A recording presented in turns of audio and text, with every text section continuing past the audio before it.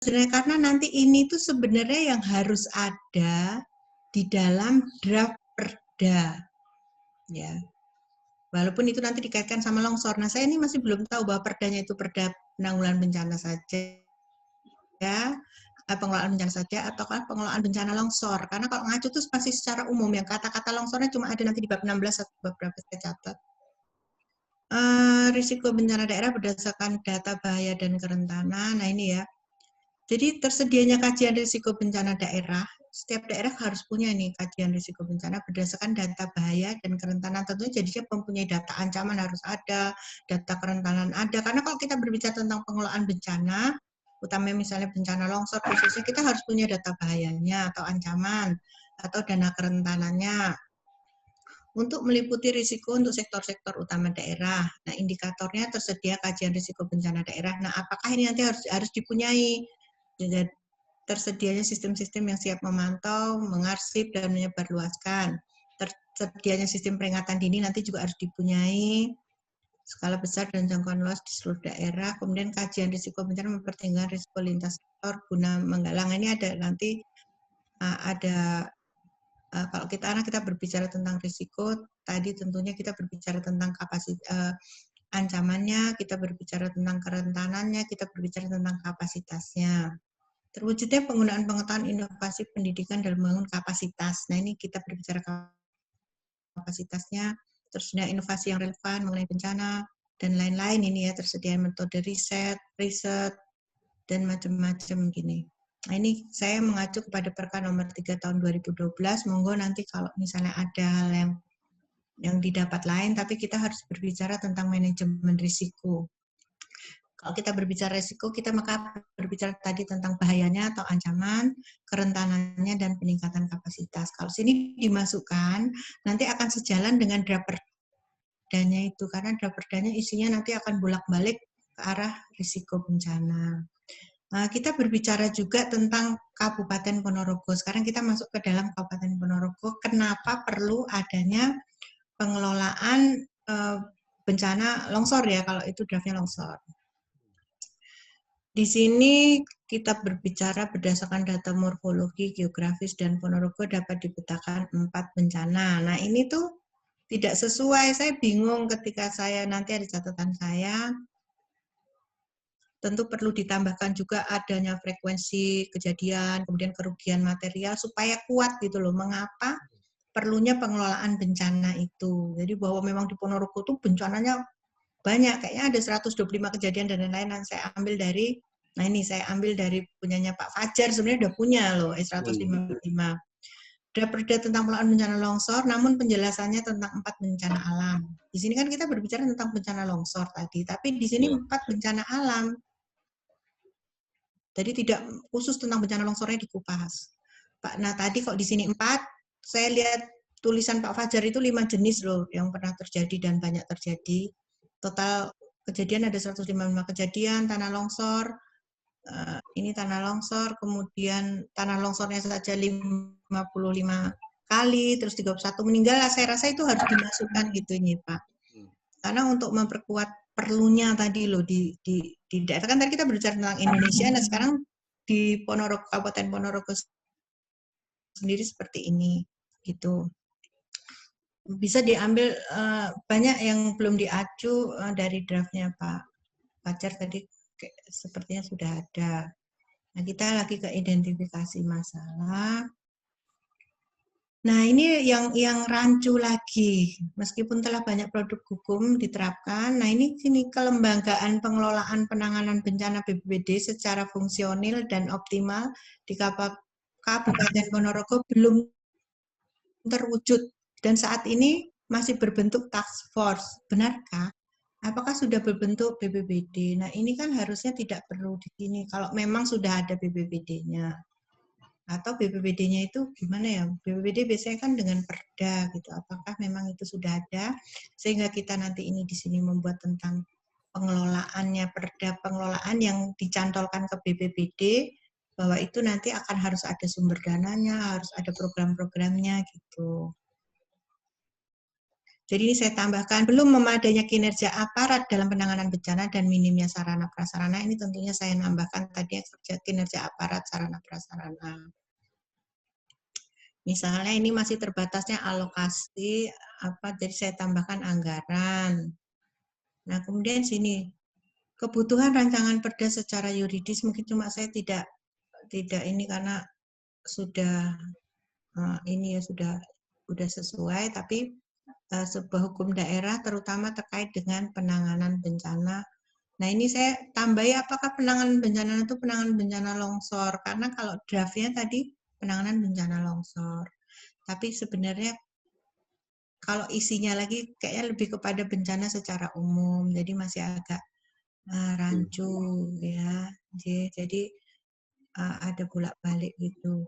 Seperti ini ada kalimat-kalimat mungkin ada meningkatkan optimalisasi atau mungkin meningkatkan kinerja pengelolaan. Mungkin jadi saya coret, tapi monggo untuk pertimbangan saya tambahin biru kalau memang yang saya tulis ini itu tidak sesuai masih bisa dikembalikan lagi. Bencana dan penanganan bencana lebih optimal baik dalam tahapan gitu. Kemudian juga saya tambahkan untuk mengurangi dan menanggulangi bencana, adanya payung hukum yang dapat membuat peran dan fungsi kelembagaan. Nah, kok ngeliat di sini bahwa kelembagaan BPBD itu udah ada, tapi kita akan membuat raperda, panjangan akan membuat raperda kaitan untuk menguatkan perannya tadi dan fungsinya. Kemudian ini meningkatkan dan menguatkan proses serta fungsi koordinasi lintas, ya. Memudahkan pimpinan daerah dan jajarannya. Kemudian melalui APBD, APBN, lembaga donor, karena ada dana-dana yang bukan hanya APBD saja, ketika kita punya APBD ada banyak anggaran yang bisa diambil dari BNPB yang langsung jatuh ke APBN atau ke BPBD gitu. Jadi ada dana-dana dari APBN gitu, maupun kerjasama dengan lembaga lain. Kemudian seperti pertimbangan filosofisnya, saya rasa sudah hanya mengacu kepada undang-undang, tapi saya tambahkan dasar cita-cita pada saat menuangkan suatu ide gagasan dan menyelesaikan yang telah lama mengakar dan budaya yang berkembang. Jadi mungkin ini tidak banyak, karena itu sudah seperti ini ya, sudah memang seharusnya seperti itu, menghasilkan dan rekomendasi. Analisis filosofisnya mungkin juga tidak saya cermati, tapi memang sudah sesuai gitu. Mungkin ini akan berakhir. Nah, ini jadi catatan dalam review dokumen ini yang harus menjadi catatan, bahwa dalam dokumen ini masih ada kerancuan karena terdapat beberapa kalimat yang mengacu apakah BPBD sudah terbentuk atau belum terbentuk. Kemudian 2, alur pemikiran pendahuluan, bukan pendahuluan deh tadi. Apa tadi ya? Latar belakang. Belakang masih kurang tepat jika ditinjau dari manajemen bencana, tapi sudah ditambahkan tadi. 3, jika dihubungkan dengan draft peraturan tentang penanggulangan bencana tanah longsor, belum sejalan. Karena bencana yang dibicarakan sangat umum. Dalam draft dokumen telaan ini, maupun dalam draft peraturan daerah tentang penanggulangan bencana longsor umumnya, yang ini saya sambung di sini, isinya masih sama dengan PP nomor 21 tahun 2009 tentangnya. Jadi ketika saya mencermati tentang draft ya, draft raperda itu tentang pengelolaan tanah longsor, itu lebih hanya secara umum, bahkan mungkin kayak sepertinya copy paste dari peraturan pemerintah nomor 21 tahun 2009 tentang penyelenggaraan penanggulangan bencana. Jadi kalau memang kita berbicara tentang tentang bencana, mungkin Bapak Ibu bisa melihat misalnya kalau kita lihat di pasal draftnya ya, nanti ini belum saya tutup, ini saya tutup dulu, kita berbicara bahwa pasal 9 tentang kewajiban masyarakat huruf B, melakukan kegiatan penanggulangan bencana tanah longsor. Itu kayaknya masih harus misalnya ditambahin A, menetapkan daerah rawan bencana tanah longsor, B, menyebarkan peta daerah.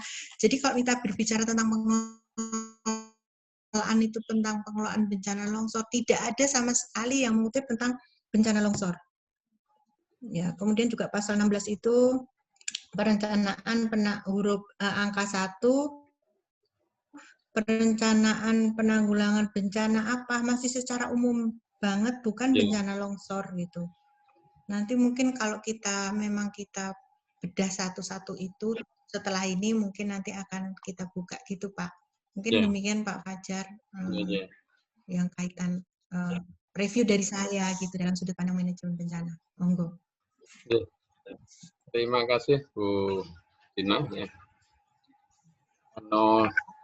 Stop screen-nya Bu. Stop share screen. Ya. Stop share screen ya. Ya, terima kasih sekali lagi Bu Dina atas beberapa catatan ya tadi. Mungkin nanti saya mohon dalam hal ini Pak Saiful ya memberikan tambahan mungkin beliau dari sisi hukumnya. Hanya yang perlu saya sampaikan Bu Dina, ini materi tadi yang menyusun teman pengolah juga ya, tapi dari hukum ya. Kebetulan beliau di Jember pas kena musibah keluarganya, sehingga nggak bisa hadir ya. Hanya ada beberapa catatan yang perlu saya tambahkan tadi. Pertama terkait dengan soal keberadaan BPD. Memang secara kelembagaan itu ada Bu, BPD itu kepalanya Bapak Dr. Andes Imam Basori, ya, MSI, ya, dengan struktur dan seterusnya. Hanya memang sudah berulang kali saya coba konfirmasi itu mungkin yang dimaksud oleh Bu Marta itu adalah perdanya Bu, memang perda belum ada. Makanya sebagai dasar pelaksanaan institusi ya, BPD itu apa itu saya belum mencoba kita konfirmasi beberapa kali memang perdanya itu belum ada. Maka istilahnya ada kevakuman ya dalam inilah sebenarnya yang melatar belakang kita masuk di menyusun naskah akademik ini. Kemudian yang kedua, memang kemarin ketika kita diskusi dengan Dr. Indah, itu termasuk diskusi kecil juga dengan teman-teman dari BPBD. Salah satu yang dikemukakan waktu itu, apa ada loh Pak, misalnya perda itu hanya bencana longsor saja. Kalau perda nanti kan kemungkinan akan bicara tentang bencana yang lain gitu. Mungkin longsor itu salah satu sub ya. Nanti mungkin Bu Dina bisa memberikan pencerahan kepada kami. Saya kira itu. Monggo Pak Saiful, sebelum Bu Dina memberikan tambahan. Monggo Pak Saiful. Halo. Halo, baik Ustaz. Oke, monggo Pak Saiful. Videonya nggak bisa dimunculkan. Oh, videonya ini. Bentar. Biar kenal sama. Pakai HP gitu, jadi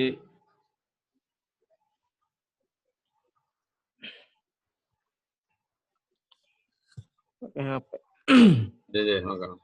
Oke, saya kebetulan di Solo, jadi baik. Untuk Bu Dina mohon saya terima kasih sekali atas materi panjenengan. Kemudian sebetulnya yang saya juga membutuhkan materi yang tadi agar bisa kemudian melengkapi kajian saya secara hukumnya. Nanti kan itu kebetulan ada beberapa hal yang berkaitan, terutama dengan aspek-aspek yang di wilayah manajemennya, gitu.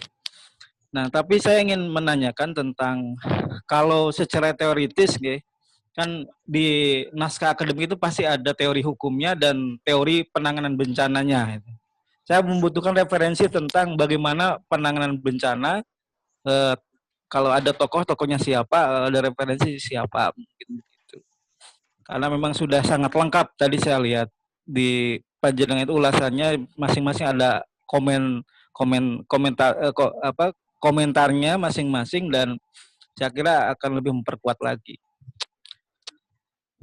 Niki Pak Fajar, mengenai struktur dari ini kan masih belum bentuk naskah akademik nggih? Belum, masih ada Belum nggih. aspek Jadi nggih. Saya kira kalau masih belum, mungkin masih belum saatnya, misalnya karena untuk penyusunan naskah akademik itu harus tunduk kepada Undang-Undang Nomor 12 Tahun 2011. Di sana sudah ada sistematika penulisan naskah akademik. Tapi yang menarik, kemarin raperda sudah muncul, padahal itu semestinya itu di akhir, di wilayah, di domainnya ini isi yang dikaji. Sebenarnya apa yang disampaikan oleh Bu Dina ini adalah terkait dengan bagaimana kondisi hukum saat ini. Dan ternyata menurut Pak Fajar itu masih kalau struktur hukumnya sudah ada, memang ada BPBD, tetapi substansinya masih belum, kelihatannya begitu. Maka kemudian raperda ini khusus untuk merumuskan substansi hukumnya dan berbagai hal yang berkaitan dengan kebencanaan itu. Tapi kalau BPBD-nya sudah ada nggih. Nah, mungkin itu tambahan saya, Pak. Terima kasih Pak Saiful. Monggo Bu Dina untuk mungkin gini, jadi yang pertama adalah ketika 4 hal yang pokok di dalam ketika kita daerah kita rawan bencana, maka satu, mohon maaf ini bukan kuliah. Ya, betul. Untuk diskusi. Yang satu adalah kita membuat BPBD, kemudian yang kedua membuat rencana RPB, rencana penanggulangan bencana. Itu biasa diperdakan, Pak. Rencana penanggulangan bencana karena udah ada lengkap. Itu ada di Perka nomor 4 apa kalau nggak salah. Kemudian kita membuat RAD, rencana aksi daerah. Rencana RPB dan rencana aksi daerah ini perda, Pak. Itu bedanya adalah ketika rencana aksi daerah kita berbicara tentang siapa melakukan apa, itu institusi dinas-dinas terkait melakukan apa, karena dalam pengelolaan bencana itu tidak bisa hanya satu saja gitu. Hanya satu, misalnya BPBD saja, tapi ada dinas sosial melakukan apa, itu di RAD, rencana aksi daerah, turunan dari rencana aksi nasional itu di situ lengkap. Kemudian RPB, rencana penanggulangan bencana. Di sana ketika kita berbicara rencana penanggulangan bencana itu akan lengkap isinya. Karena dia di sana mengacu tentang apa yang bencananya apa, kemudian kemungkinan dampaknya apa, kemudian bagaimana penanggulangan bencananya. Nah, saya rasa yang dibutuhkan itu RPB ini, rencana penanggulangan bencana, yang kemudian turunannya ada bencana longsor gimana, bencana apa yang ada, semua ada di sana gitu. Nah, ini perda juga, Pak. Pak, mungkin tadi Pak siapa, Pak Saiful. Karena perda udah ada badan, kemudian perlunya RPB, rencana penanggulangan bencana. Nah, itu nanti ada naskah akademik, Pak, ketika kami membuat juga rencana Undang-Undang Nomor 24 tahun 2007 itu kan juga diserahkan ke UGM menjadi salah satu timnya. Kemudian ketika PP-nya, peraturan pemerintahnya itu bahkan yang nomor 23 itu saya menjadi bagian di sana gitu, membuat draftnya. Jadi kami membuat naskah akademik yang benar-benar semua dari citasi-citasi. Nanti saya kasih mungkin buku-buku kaitan dengan apa yang diacu di dalam penanggulangan bencana itu. Nanti saya kirim juga yang tadi saya sudah kasih catatan, tentunya akan saya kirim. Saya kirim ke Pak Fajar, nanti mungkin akan dibagikan ke teman-teman. Itu tambahan dari saya, karena terkait tadi bencana longsor itu memang jarang sekali orang penanganan hanya pengelolaan bencana longsor, tapi pengelolaan bencana itu. Iya, betul. Berarti lebih baik umum, Bu. Umum, Pak. karena akan mewadahi semuanya anggaran. Kalau pengelolaan bencana longsor nanti anggaran yang disediakan, mohon maaf, BPBD nanti kaitannya hanya bencana longsor aja, walaupun bencana longsor di sana banyak. Lagian mengacu kepada ada ya perka apa ya, ada perkanya itu tentang perencanaan penanggulangan bencana. Itu dokumen yang dipunyai oleh harusnya yang dipunyai oleh BPBD gitu loh. Karena ketika kita punya itu, maka kita bisa misalnya, oh di sini kita butuh nih untuk pengelolaan bencana, kita udah punya RPB-nya, rencana penanggulangan bencana. Maka kita bisa minta anggaran itu ke BNPB. Makatan, Pak.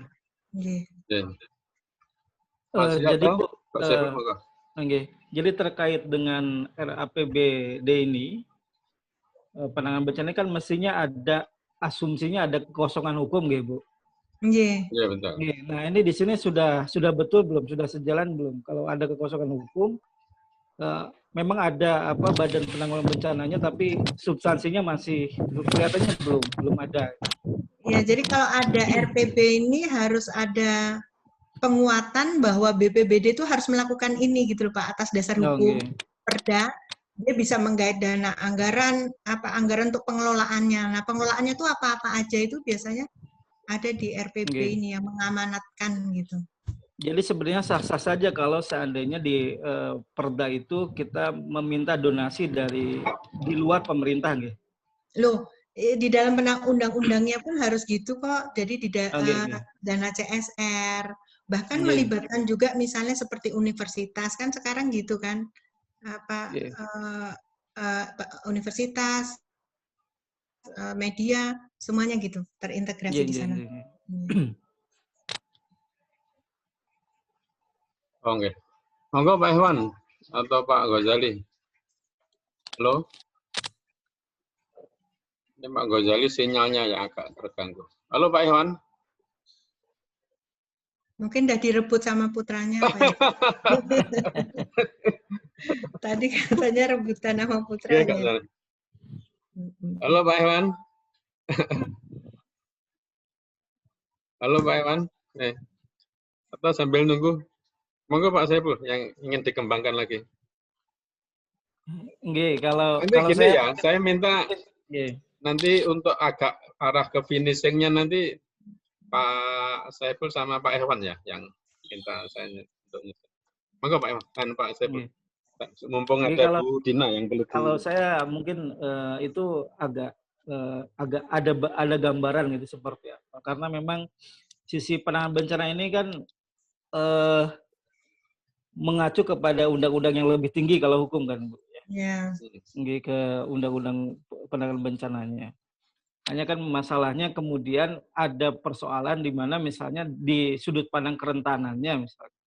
Ada memang daerah yang di sini kan karena belum ada misalnya di daerah ini lokasi-lokasinya memang belum terpetakan. Misalnya ada di daerah Balong itu ada beberapa dusun yang kemungkinan kerentanannya lebih tinggi dari yang lain. Yeah. Nah, itu tidak mungkin bisa selesai dengan proses pendidikan pra kebencanaan misalnya. Itu memang harus dipindah kalau misalnya situasinya memang tidak memungkinkan ditempati lagi. Nah, itu seperti itu sebenarnya yang belum ada juga. Jadi ada istilahnya yang ada medium risk sama light risk-nya belum kelihatan gitu di yang kita susun ini. Nah, itu kalau seandainya kita secara teoritis, Ibu, itu sebenarnya mengacu kemana gitu. Kalau saya lihat undang-undang kan mestinya kan tetap ada aturan hukum teori hukumnya begini, kemudian teori penanganan bencananya bagaimana? Gini Pak, ya kalau misalnya tadi mengacu kepada ini mungkin yang belum diacu sini banyak yang belum melihat perka ya. Ada perka itu peraturan kepala badan Pak. Karena BPBD kan di atasnya ada BNPB. BNPB itu membuat aturan-aturan perka yang di sana ada rencana pengelolaan bencana tadi, RPB, rencana penanggulangan bencana. Itu memang diamanatkan di dalam itu, bahkan ada cara-caranya membuat membuatnya Pak. Kayaknya di Perka nomor berapa ya? Perka nomor 2 Pak ya? Saya nggak gitu apal, tapi ada di sana membuat rencana penanggulangan bencana. Karena nanti gini, tugasnya, kalau saya lihat draftnya ya, kan ada di situ draftnya tentang menyatakan catatan saya nih. Tugas dari kewajiban gitu ya, tugas dari BPBD menetapkan daerah rawan bencana, kan perlu tadi seperti Bapak bilang, menetapkan daerah yang rawan bencana itu mana-mana saja. Ya. Kemudian setelah itu menyediakan petanya supaya informasi kepada masyarakat. Terus juga akhirnya kemudian misalnya membuat sosialisasi, membuat apa. Jadi lebih implementatif gitu loh Pak, dibandingkan ketika di dalam draftnya itu saya lihat tuh cuma copy paste, bukan mencumakan, tapi memang itu copy paste dari PP 21. Tapi lebih kepada implementasi sedikit gitu. Mungkin bisa ya Pak kalau dalam kaitan hukum ya, soalnya saya bukan bidang hukum. Tapi selalu dilibatkan dengan pembuatan peraturan pemerintah dan lain-lain gini loh. Jadi saya rasa lebih implementatif di Ponorogonya itu, BPBD Ponorogo itu harus melakukan apa gitu loh. Jangan secara umum saja. Begitu. Baik. Oke. Mungkin yang terkait dengan peta potensi longsor itu memang datanya sudah ada, hanya memang belum. Kalau di yang pertama kajian yang model itu sudah kita tayangkan sekilas ya, tapi memang data detailnya ada, hanya belum kita tayangkan dalam naskah itu. Iya, Pak. Karena kalau ada di naskah nanti menjadi kewajiban, itu ada alokasi anggarannya. Ini kan butuhnya untuk penguatan hukum ya Pak, Pak Saiful, penguatan hukum, kalau saya anggaran itu ada. Iya.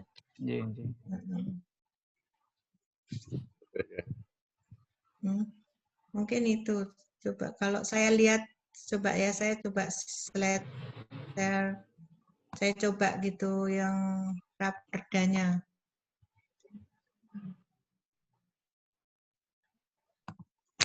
Ini raperdanya ya, kelihatan? Iya, kelihatan.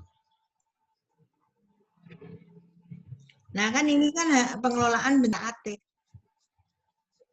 Kan ini tuh